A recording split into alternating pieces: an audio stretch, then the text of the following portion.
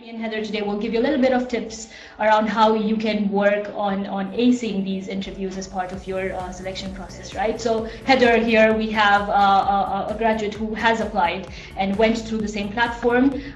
Heather, why don't you tell us a little bit more about your experience? What did you learn? What are some tips that you can give our candidates out there? Yeah. Top tips. So really, video interviews, it's something that you're going to have to do now. Every company is looking at implementing video interviews, or they already have it. And some of my top mistakes, first of all, was be in a quiet place when you do the interview and let people know that you're doing that interview. So another top tip would be make sure your phone is on silent. My phone went off during one interview, and it looks unprofessional. Treat these video interviews like you would any face-to-face interview. You're there to make an impact and make a really good impression. Yeah.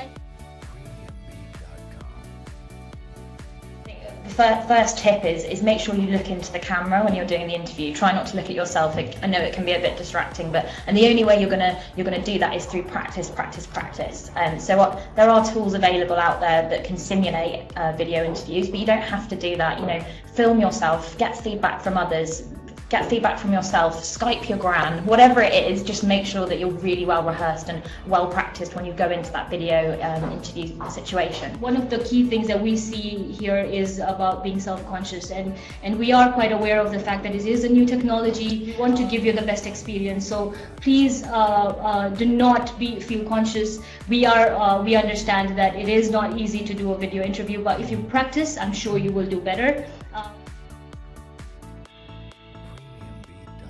So from Vodafone, we are looking at 4 main competencies that we're trying to assess. The first competency that we are looking at is applied thinking. And applied thinking is more around how are we getting fresh perspective? Is this person able to work in ambiguous situations? The next competency that we're looking at is change. And when we look at change, we're looking at how curious you are as a person. Are you passionate? Are you eager to learn new things? And that's what we're assessing. I think the third one is more around drive. How are you driving results? Are you inspiring others to perform in the area of work? Not just the fact that you're performing, how are you impacting others around you is one of the key competencies that we are also assessing it. And the last question is around engage. And these are the competencies that we look at every step of the process. So thank you very much. I think this has been an amazing experience for both of us.